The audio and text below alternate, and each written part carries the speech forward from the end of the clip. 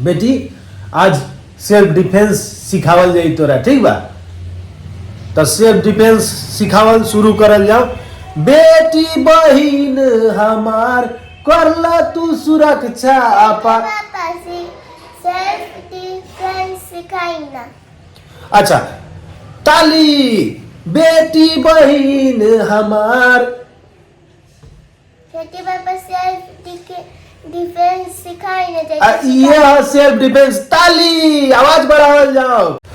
हाँ तो बेटी हम आज तक ले 10,50,000 से बेसी जना लड़की सन के एकदम ट्रेन कैले बानी, सेल्फ डिफेंस सिखैले बानी। बात समझ आवता नु? सेल्फ डिफेंस मतलब सेल्फ डिफेंस यही का सिखल जाला। 10,50,000। ठीक है, तो सिखाइना। अरे इहे नु सिखल जाला। 10,50,000। बात बुझता रही नु कितना?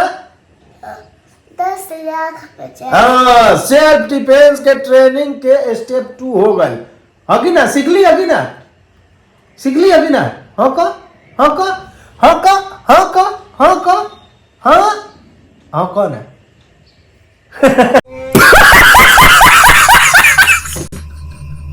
अब बेटी स्टेप 3 गाना बजाना हो गए, अपन तारीफ हम कर लेनी। अब स्टेप 3 में कथी आवेला? सेल्फ डिफेंस खतरा कुछो काम नहीं के लागता था हाथ जोड़े के बाद और कथी कहे के बाद? जय श्री राम बजरंग बली आज। कथी कहे के बाद? जय श्री राम। जय श्री राम।